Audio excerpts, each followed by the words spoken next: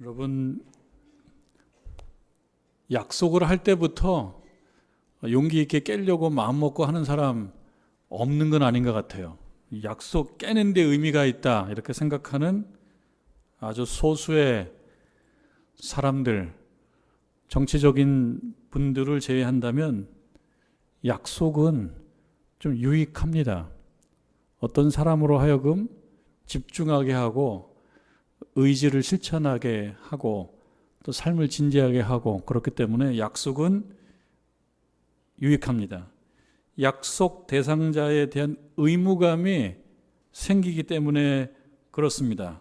약속의 내용을 실천하려고 하게 합니다.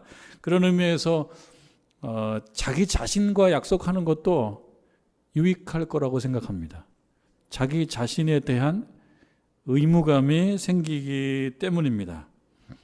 그러나 사람들은 약속을 지키기 위해서 이렇게 노력을 하지만 약속을 지킬 수 있는 힘이 부족할 경우 어쩔 수 없이 깨지는 경우도 있습니다. 그럼에도 약속은 우리들에게 유익하다, 그런 생각은 해보게 됩니다. 그러나 한편 하나님께서 우리를 향하여 하시는 그 약속은 깨질 수가 없습니다. 약속을 하게 됐을 때 그 약속을 지킬 힘이 없기 때문에 깨지는 것이라면, 우리 하나님은 약속을 지키지 못할 그런 힘의 부족이 없는 분이기 때문에 그렇습니다. 하나님께서 우리를 향하여 약속하신다 그러면 그 약속을 부여잡고 나가기만 하면 되는 것입니다. 여러분이 찬송 부르셨죠? 주 너를 지키리, 주 너를 지키리. 아무 때나 어디서나 주 너를 지키리.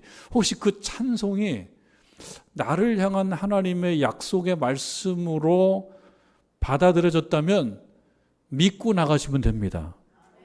그러면 하나님께서 결과를 책임져 주시게 될 것이기 때문에 그렇습니다.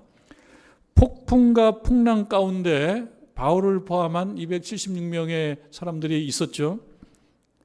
근데 바울에게 하나님의 약속의 말씀이 임했습니다. 27장 25절 말씀을 보면 그 내용이 나오죠. 그러므로 하나님께서 약속의 말씀을 주셨으므로 여러분이 안심하라. 나는 내게 말씀하신 그대로 되리라고 하나님을 믿노라. 하나님께서 나에게 약속하셨단 말씀이에요. 약속의 말씀을 주셨다는 거예요. 그 사도 바울은 그 말씀을 붙잡고 나아가겠다라고 이야기하는 겁니다. 다른 사람들도 그 약속의 말씀 붙잡고 나아가면 이 위기를 돌파할 수 있다. 나는 하나님을 믿고 나아갈 것이니 그대들도 안심하라. 그렇게 이야기를 하고 있는 것입니다. 어려운 상황과 지경에 주어진 말씀이기 때문에, 그 어려움 때문에 약속의 말씀이 주어졌어도 이성이 작동하게 되면 정말 그럴까? 믿기가 어려운 상황이 주어집니다. 정말 그럴까? 상황이 어려우니까요. 상황이 어려우면 그 어려운 상황을 인지한 합리적 이성이 작동합니다. 그래서 이성과 믿음은 보완적이기도 하지만 때때로는 서로 반목하게 되고 갈등하게 됩니다. 이성과 믿음은. 그러나 여러분, 믿음은 합리적인 생각, 이성, 판단, 그 이상의 위력을 갖습니다. 합리적 생각으로는 그럴만하지 못합니다. 그럴 때 믿음은 합리적 생각을 이기고 그 믿음의 지점에서 희망을 가지고 앞으로 나아가게 만듭니다. 물론 믿음의 내용이 실현되기까지는 여전한 풍랑, 폭풍이 있을지 모릅니다. 그렇기 때문에 믿음은 희망 가운데 풍랑을 헤쳐나가는 어려움이 그 안에 있습니다. 버텨내야 됩니다. 믿음을 가지고 그 풍랑과 폭풍을 버텨낼 때 하나님께서 마침내 그 믿음의 내용을 이루어 주신다라고 하는 것입니다. 바울은 하나님의 약속의 말씀을 믿고 나갔죠. 하루아침에 이루어지지가 않았어요. 그 말씀과 믿음대로 나아갔지만 하루가 가고 이틀이 가고 사흘이 가도 이루어지지 않았습니다. 그 믿음은 도전받죠. 믿음은 도전받습니다. 우리가 살아갈 때 그 믿음을 가졌는데 하루 지나고 이틀 지나고 사흘 지나고 한 주가 지나고 이루어지지 않을 때 그 믿음은 합리적인 생각, 이성, 판단에 도전을 받아서 이제 그만하지. 이제 믿음 그만하지. 도전을 받게 됩니다. 그러나 믿음은 그렇기 때문에 믿음입니다. 버티고 나가야 됩니다. 2주가 지나가요. 14일이 지나갑니다. 그리고 계속 바람에 떠밀려 가는 중에 마침내 27장 26절에서 사도 바울이 확신을 가졌던 것처럼, 어떤 내용입니까? 그런즉 우리가 반드시 한 섬에 걸리리라. 바다 이리저리 바람에 밀려서 필요하다가 그러나 마침내 하나님의 약속의 말씀은 실현될 것이다. 어떤 형식으로? 한 섬에 걸리는 것으로. 마침내 한 섬에 걸릴 것이다 라고 하는 그 믿음이 마침내 그 지점까지, 마침내가 이야기하는 그 시점까지 믿음 가운데 그 믿음 붙잡고 나아갔을 때 마침내 한 섬에 걸리는 그런 은혜를 경험하게 됩니다. 여러분, 하나님의 약속의 말씀 붙잡고 나아가시길 바랍니다. 그리고 마침내 한 섬에 걸리는 은혜를 경험하시기를 주님의 이름으로 축원합니다. 누구에게나 한 섬에 걸리는 것은 아닙니다. 어느 기간, 하나님의 약속이 진행되는 어느 기간까지는 버텨낼 때 한 섬에 걸린 은혜를 경험하게 되는 것입니다. 그 섬은 멜리데라라고 하는 섬이에요. 제가 이렇게 그 자료를 찾아보니까 이 멜리데라고 하는 섬은 우리 대한민국의 강화도 정도 되는 크기의 섬이랍니다.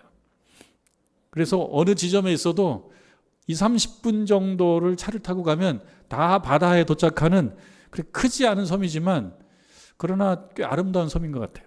오늘날 그 섬의 이름은 몰타라고 하는데요. 그 몰타라고 하는 섬이면서 나라입니다. 공화국이에요. 리퍼블릭 오브 몰타예요. 오늘 자료를 찾아보니까 그렇습니다.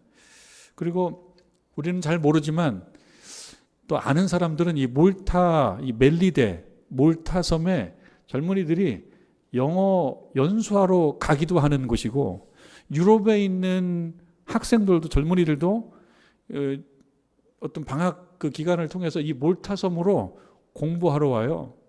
그리고 놀고 공부하고 그런 매력이 있는 섬이었던 모양입니다.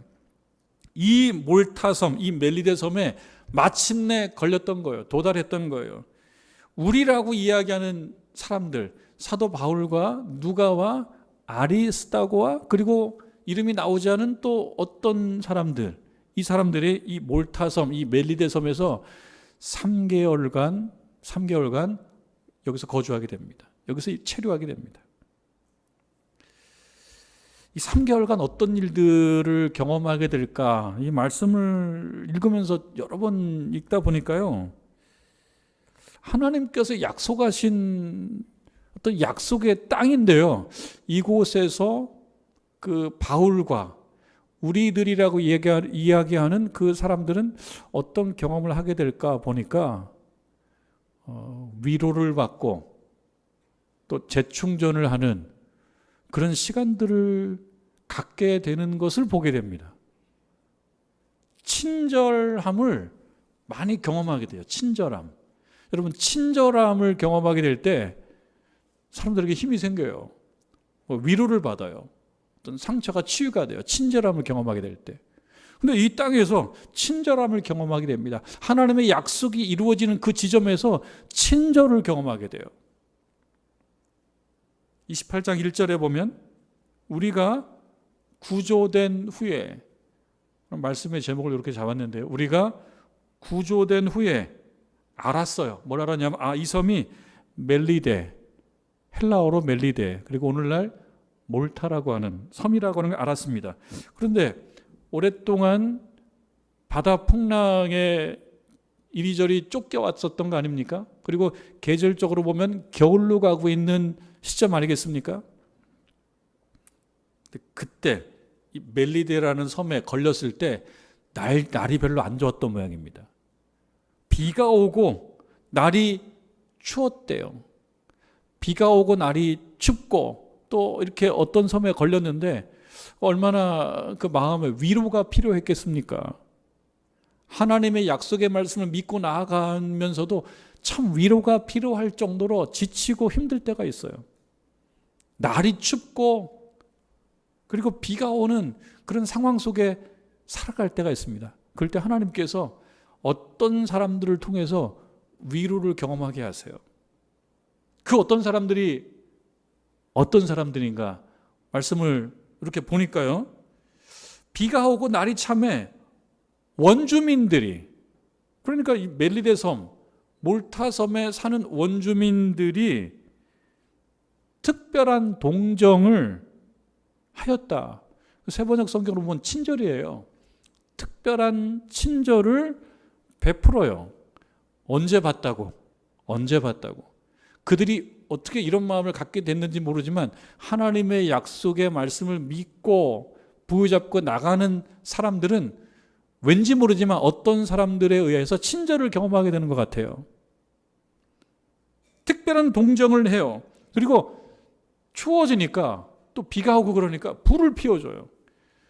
276명 다 모여놓고 불을 피웠는지 아니면 우리라고 이야기하는 몇 사람들이 특별히 받은 친절인지에 대해서는 정확하지 않습니다만 이 원주민들이 불을 피워서 영접하는 거예요.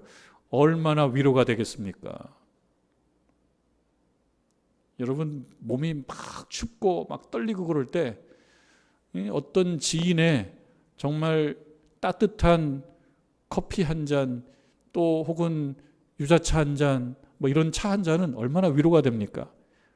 차 한 잔 정도가 아니죠. 그것은 사랑이죠. 이렇게 힘들고 지치고 막막했을 때 몰랐던 어떤 사람들이 대접하는 거예요. 따뜻하게 불을 피워주면서.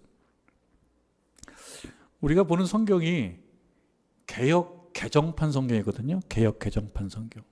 이 개정되기 전 성경은 개역 성경인데요.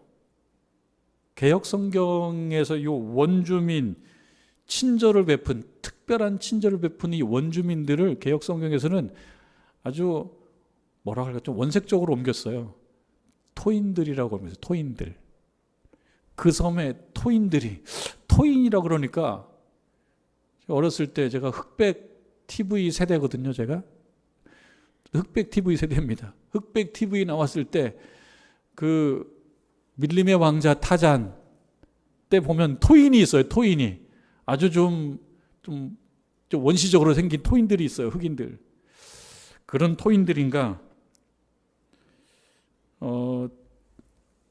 원어를 보게 되면 바르바로이라고 하는 말로 표현되어 있는 그 사람들을 개역 성경에서는 토인으로 옮겼고 우리 성경에는 원주민이라고 옮겼는데 이 말은요 그야말로 미개인이라는 뜻이에요. 그래서 토인으로 옮긴 거예요. 미개인 혹은 야만인. 이 바르바로이라는 이 헬라어로부터 파생된 영어 단어 중에 바바리언이라는 말이 있어요. 바바리언. 바바리언이라고 하는 말이 여기서 나온 말이에요. 그 바바리언은 뭐냐면 야만인이라는 뜻이거든요. 어떤 시각으로 봤을 때 이 사람들은 야만인이고 미개인이었던 거예요. 그 밀림의 뭐 왕자 타잔에 나오는 그런 토인들은 아니지만 그런 토인들은 아닌 것 같아요. 그렇지만 어떤 시각으로 봤을 때 야만인이에요. 어떤 시각으로 봤을 때 그러냐면 헬라권의 시각으로 봤을 때 헬라어를 사용하는 교양인의 시각으로 봤을 때 이 사람은 헬라어를 쓴 사람이 아닌 거예요. 야만인으로 그렇게 묘사를 하고 있습니다. 야만으로 이야기하고 미개인으로 얘기하고 있습니다.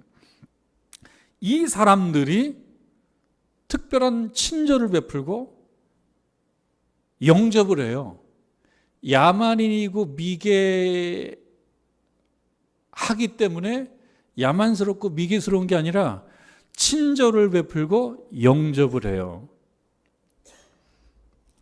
우리는 혹은 어떤 시각으로는 어떤 사람을 구분할 때 이 사람은 헬라인이야 혹은 헬라적 교양인이야 이렇게 이야기하기도 하고, 이쪽은 미개해 비헬라권이야 이렇게 구분 짓는 경향이 우리들에게도 있고 다른 많은 사람들에게도 있습니다. 우리가 어떤 사람을 봤을 때 이 사람이 출신이 어떤지, 교양인의 출신인가 또는 뭐 좀 그럴듯한 출신인가를 보고 그것으로 일단 선입견이 작동을 합니다. 훌륭한데.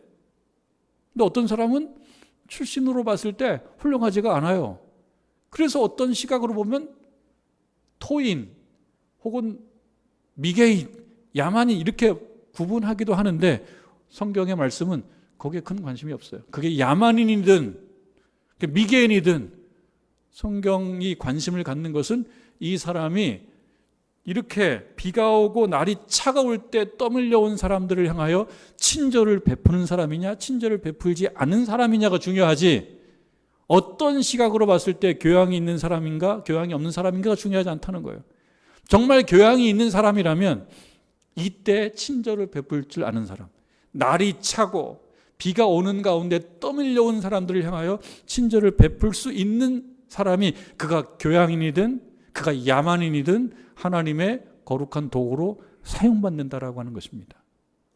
여러분 인생 사시면서 하나님께서 비가 오고 날이 추울 때 떠밀려 온 사람들을 향하여 친절을 베푸는 데 사용하시는 거룩한 도구 되시기를 주님의 이름으로 축원합니다. 이 부분을 보는데 토인이라는 어떤 이 표현 번역을 보는데, 예전에 오래전에 읽었던 철학책 안에 나오는 유머가 생각이 났어요. 여러분 뭐 처음은 아니실 겁니다. 제가 오래전에 한번 말씀해 드린 것도 같습니다. 우스운 철학, 웃기는 철학, 이런 책이 있어요. 쉽게 쓴 책이 있는데 그 안에 유머가 하나 나와요. 유머가. 그 유머의 내용이 이런 거예요. 한 선교사님이 식인종들에게 잡혔어요. 벌써 웃기죠? 시작부터 웃겨요. 선교사님이 식인종에게 잡혔어요. 식인종은 이제 그날 이제 아주 좋은 먹거리가 생긴 거예요. 사람을 잡았으니. 가마솥에 막 집어넣으려고 하는데 추장이 나타났어요. 식인종 추장이 나타나가지고 완벽한 영어로 이 선교사님에게 얘기하는 거예요. 발음도 좋게. 뭐라고 얘기했냐면, 나 하버드 대학교 나왔다. 영어로, 완벽한 영어로. 내 영어 끝내주지? 이래봬도 내가 하버드 출신 영어야. 그러면서 하버드 대학교를 유학해서 졸업한 것과 영어에 능통한 것을 이제 가마솥에 들어가기 직전에 그 선교사님을 향해서 이렇게 얘기하는 거예요. 선교사님이 들으니까 황당해요. 아니, 당신이 하버드 출신이라고요? 그런데 사람을 잡아먹나요? 그렇게 묻자 초장이 그 얘기를 듣고 뭐라고 얘기하냐면, 그렇지, 잡아먹지. 그런데 나는 이제 나이프와 포크를 써. 이렇게, 이것이 유머인 거예요. 이쯤에서 여러분 좀 안 웃어도 되는데 약간 웃으려고 좀 해도 괜찮은 유머니까요. 교양 있는 식인종, 교양 있는 식인종 주장. 이 얘기는 유머긴 유머인데 뭔가 교훈이 있는 유머인 거죠. 뭘 얘기하는 거겠습니까? 하버드 대학교를 나오고 영어를 유창하게 구사한다고 하더라도 본성이 꼭 바뀌는 것은 아니다 라고 하는 면이기도 하고, 또 하나는 굳이 하버드와 유창한 영어를 이야기한다면 실제적으로 교양이 있어야 한다 라고 하는 교훈을 이야기해 줍니다.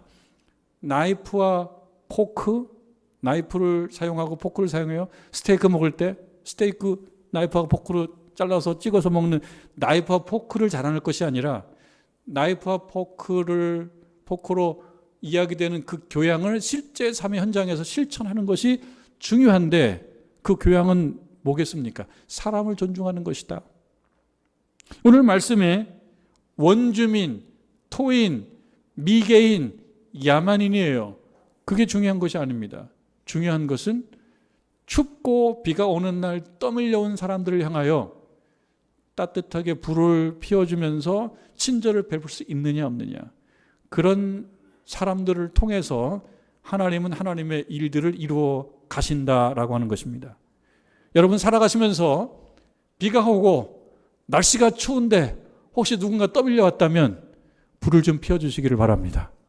그게 하나님께서 사용하시는 중요한 일인 것입니다. 3절에 보니까 사도 바울이 나무 한 묶음을 거두어서 불에 넣어요. 다들 피곤하지 않겠습니까? 다들 지치고 어려울지 않겠습니까? 다들 지치고 다들 힘들고 아무것도 하기 싫고 그런 상황인데 사도 바울은 리더의 입장에 서 있어요. 그래서 여러 사람들을 돌봐주고 싶은 것 같아요. 돌봐주고자 하는 마음이 있었던 것 같아요. 날은 춥고 비가 오고 지치고 힘들지만 이 불을 더 따뜻하게 만드는데 내가 나서야 되겠다, 내가 섬겨야 되겠다라고 생각한 것 같습니다. 그래서 나무를 이렇게 모으러 다녔던 거죠. 나무를 이렇게 한 묶음을 가지고 불을 더 따뜻하게 만들려고 시도했던 것 같습니다. 여러분 우리들도 힘들고 지치고 다들 그냥 이것저것 하기 싫고 그럴 때 누군가는 나와서 이렇게 나무를 가지고 불을 더 키우는 사람이 있습니다. 하나님이 사용하시는 일꾼이고 종입니다. 여러분 어려울 때가 당연히 있겠습니다만 다들 어려울 때 그저 다 힘들 때 그럼에도 불구하고 나무 한 묶음 가지고 그 불을 더 따뜻하게 만드는데 사용받는 귀한 일꾼 되기를 바랍니다. 자, 그런데 이렇게 좋은 일을 하면은 결과가 좋아야 되는데요. 결과가 좋아야 되는데 참 힘든 게 그거예요. 우리가 주의 일을 하고 주의 사명을 감당하면서도 힘든 게 뭐냐면 이렇게 좋은 일을 하는데 비가 오고 춥고 힘들고 지쳤는데도 불구하고 내가 누구를 섬기는데 이렇게 나서는데 이것이 좋은 결과가 안 될 때가 있더란 말이에요. 그것이 힘든 거예요. 신앙생활, 섬김과 봉사, 힘든 점이 바로 그 부분입니다. 그 안에 동면하려고 들어간 독사가 있는 줄 누가 알았냐고요? 몰랐던 거예요. 아마 조그만 거였었던 모양이에요. 사도 바울이 어떤 이렇게 모은 그 나무 묶음 속에 동면하고자 하는 독사가 있었던 모양이에요. 불에 집어넣으니까 얘가 뜨거워 하고 깨어났어요. 이 뱀이 뜨거워 하고 깨어나면서 누가 나를 던져 그러면서 던진 사람을 콱 물어버렸다고요. 바울이 물린 거죠. 독사에게 물린 거죠. 그리고 또 3절에 보니까요. 물고 안 놔요. 이 녀석이. 물고 안 놔요.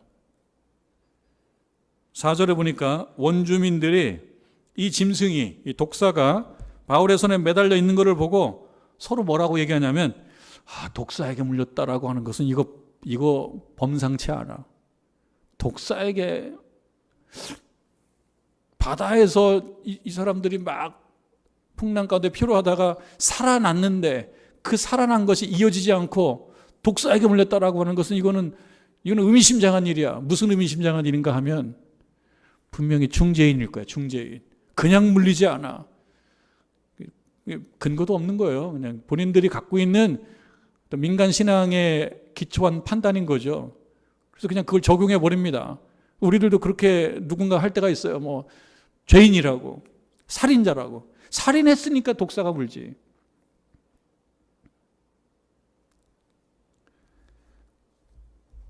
그러면서 이야기합니다.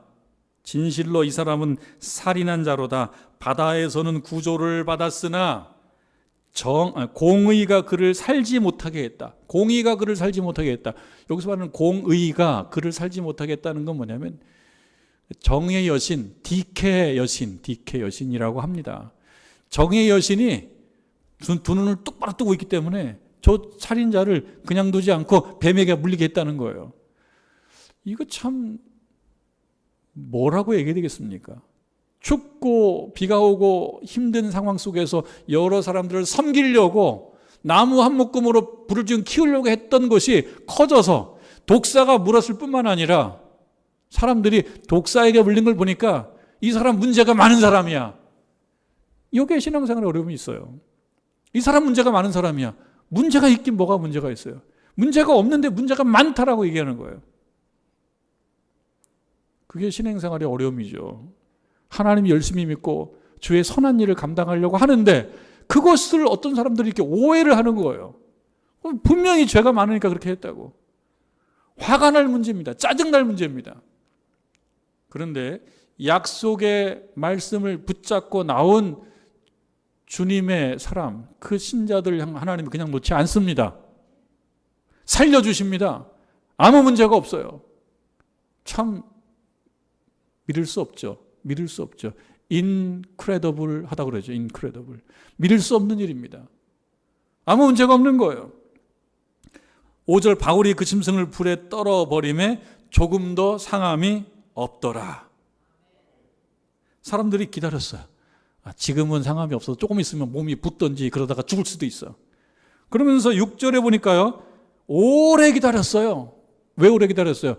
몸이 붓든지 죄인이니까 붓든지 죽든지. 근데 오래 기다려도 아무 이상이 없어요. 그러면서 뭐라고 얘기하냐면 돌이켜 생각하여 말하되 이 사람 신이야. 문제가 하나도 없어. 문제가 하나도 없어. 역전이 됩니다. 그러면서 하나님의 일을 감당함에 있어서 훨씬 더 좋은 조건과 환경이 되는 거예요. 이제 믿으니까요. 이 사람은 문제가 없고 정말 훌륭한 사람이야. 하나님의 은혜를 경험한 사람, 하나님의 은혜가 임한 경우라면 주의 일을 감당할 때 하나님께서 여건을 열어주십니다.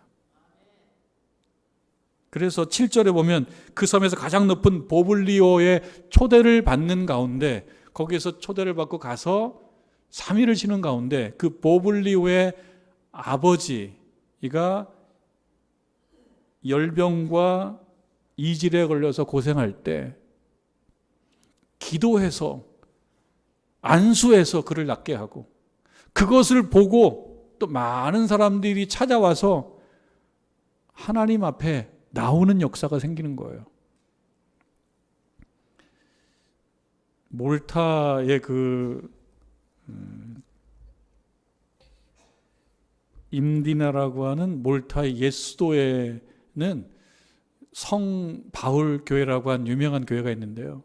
그 교회랑 가까운 또 다른 교회에 제가 영상을 보니까요. 그 교회가 아주 오래된 교회라고 그러는데 그 교회 지하로 내려가면 굴이 하나 있어요. 굴. 근데 그 굴 안에 사도 바울의 모형을 만들어 놨거든요. 성경책을 가지고 있는. 그 무슨 뜻이냐면 사도 바울이 여기에서 3개월 머무는 동안에 때마다 기도하러 갔대요. 그래서 기도했던 자리를 기념하는 그 자리에 교회를 만드는 거죠. 그 교회가 몰타 교회의 시초라고 합니다. 그러니까 이 3개월이 있는 동안에 여러 가지 사연이 많았지만 기도하는 생활, 기도의 리듬을 잃지 않았어요. 그리고 기도하면서 하나님의 능력을 중개했어요. 찾아 나온 사람들에게 기도하고 안수했어요. 많은 사람들이 하나님을 알게 돼요. 믿음을 갖게 돼요. 그러니까 이 3개월이 매우 의미 있는 3개월이었던 거예요. 다 뜻이 있었던 거예요. 지나놓고 나면 다 뜻이 있었던 거예요. 우리 그런 얘기 하죠. 그는 다 생각이 있었나 보다. 맞습니다. 하나님은 다 생각이 있었던 거예요.